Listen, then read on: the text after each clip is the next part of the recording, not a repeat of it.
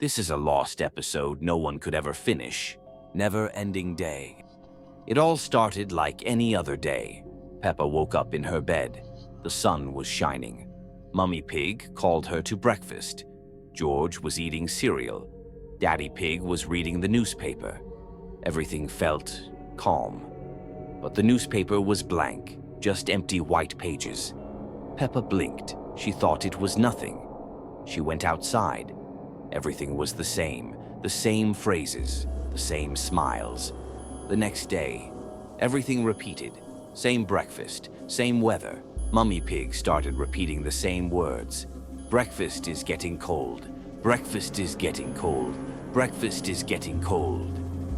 Daddy sat frozen with a strange smile. George stared directly at the screen, unblinking. Peppa felt time breaking. She opened her eyes one day and saw strangers in her room. They had her face, all of them, and they just stared. She walked to the mirror. Her reflection didn't move. Its eyes were dark, unnatural. Once she saw George writing on the wall with black chalk. Peppa didn't escape, and then the writing vanished. One morning, Mummy Pig stood still, facing the wall. Peppa screamed her name, but Mummy didn't respond. Then slowly, she turned around, and her face wasn't hers. Another day, Peppa opened the front door, but there was no street, just a black wall. Dark shapes began appearing in the corners of the room. They didn't move, but Peppa knew they were watching her. And then, she didn't wake up in her bed. She woke up inside a cardboard box. There was a price tag on her chest, $13.99. Voices outside whispered, "Let's take this one. Give it to the kid." For the last time, Peppa opened her eyes and saw a screen. On the screen, just one line of text, "File successfully deleted." And then there was only black. No Peppa, no day, just silence. George started drawing strange pictures. In each one, a creature with a round head and white eyes, no arms, no legs, just a body. "It comes at night," George whispered. "I saw it." Peppa didn't believe him, but that night she woke up, and in the corner of her room, something was lying there, a huge round head. It didn't move, but it was breathing. When she turned on the light, it vanished. The next night, her flashlight went out. She heard something crawling under the bed, no footsteps, just a sticky sliding sound. Peppa looked down, and it was there. Face inches away, head round, eyes white. In the morning, George's eyes had turned completely gray. He didn't speak. He just stared at Peppa, and then it came again. From the wall, across the ceiling. It stopped right above her, and then the words, "Now you've seen me too." The tape. Peppa found a box in the closet, dusty, old. On it was written, "Our home," in childish handwriting. Inside was a tape, a regular VHS, but their family hadn't owned a player in years. Mummy Pig was surprised. Someone must have mixed it up. "Let's throw it away?" But Daddy Pig said, "I have an old player in the basement. We can watch." That evening, they all gathered in the living room. The screen flickered. The image shook. On the tape, their house, like someone was standing silently, filming. "Strange," said Mummy Pig. "I don't remember anyone recording us." Then, dinner scene. Everyone sitting at the table. Daddy, Mummy, and Peppa on both sides. Two Peppas, identical, both eating. But one of them smiled. Wrong.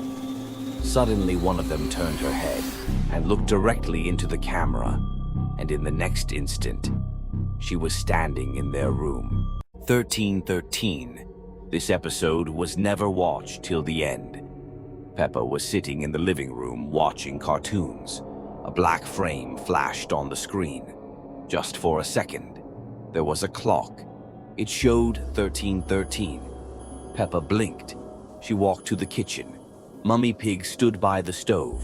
"Everything's fine, sweetheart," she said. Peppa walked up to George.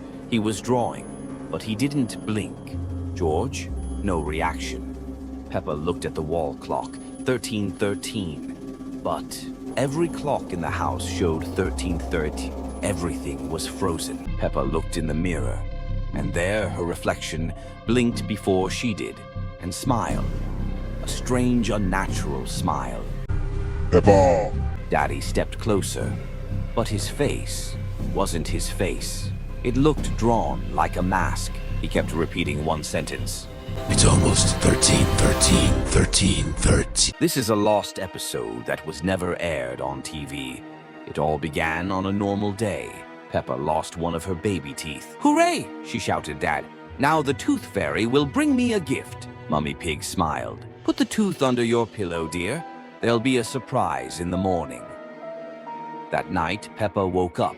The room was dark, but something felt wrong. She heard a crunching sound from under her pillow. When she lifted it, the tooth was gone, but there was no gift either. Only a strange white lump, like it was made of bones.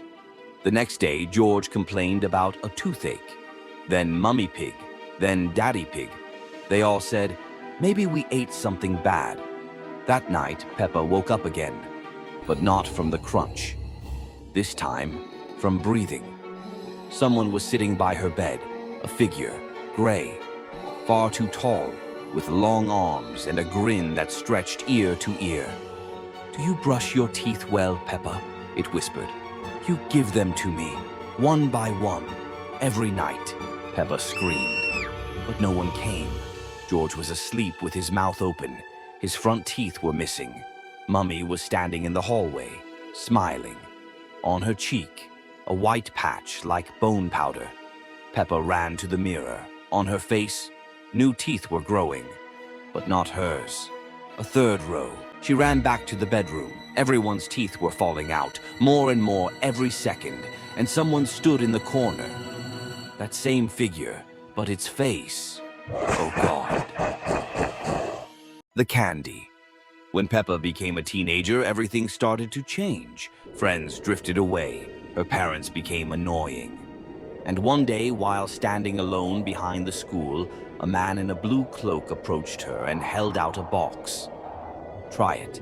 These aren't just candies. They feel like being loved." At first, Peppa didn't believe him, but the candies really did something. After the first, she laughed until she cried. After the second, she felt loved. And after the third, the world became soft and warm, like childhood. She started selling them to classmates. Everyone wanted them. Everyone paid, even the teachers. Her mother asked, "Where did you get this money?" Peppa just shrugged, and Daddy Pig said, "You know sweets are bad for you." A week later, George disappeared. He never came home. Peppa found one of the candies in his room, but it had turned pitch black.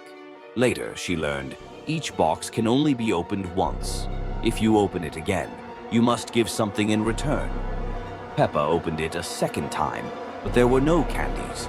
Inside was George's head with crosses over his eyes. Suddenly, there was a knock at the door. "Open up, police!" The face in the corner. This deleted episode was never aired on television. Something caught Peppa's attention. She stopped and looked toward the corner. In the corner of the room, near the ceiling, a blurry face appeared. It was barely visible, like a shadow, but its expression was cold, lifeless. It stared at Peppa, as if studying her every move. Peppa froze, unable to look away. The shadows on the walls began to shift and twist, as if they were alive. Her heart started beating faster. Something was wrong. Something was there that shouldn't have been. She stepped forward, trying to understand what was happening, but the face didn't vanish. It became clearer. Now it was right in the top corner of the room. Peppa felt the air grow colder. Darkness began pulling her toward that corner. At that moment, Daddy Pig entered the room. He looked at Peppa and George with surprise, but his voice sounded strange, low and distorted. What are you two doing here? Daddy Pig walked toward the corner where the face had just been, but now it was gone. Instead, the shadows became more sinister, and the air around them thickened. He touched the corner, and something horrifying began. His face started to change. His eyes darkened. His arms grew long and misshapen. His voice turned into a deep echo from the dark corner. Now I can play again. Peppa and George tried to back away, but the shadows had already filled the room, and the walls began to ripple. A strange, unnatural music filled the air, making everything around them feel alive. They tried to escape, but the door was locked. The room began fading into darkness, and the music grew louder, swallowing them whole. We can't get out," Peppa whispered, her voice consumed by the shadows. Darkness swallowed everything. The shadows on the walls grew unimaginably large, and the sound of the music became unbearable. Peppa and George stood in a void, surrounded by the shadow. In that dark nothingness, they realized they couldn't leave. Everything around them was part of the emptiness. The music never stopped. Are we here forever?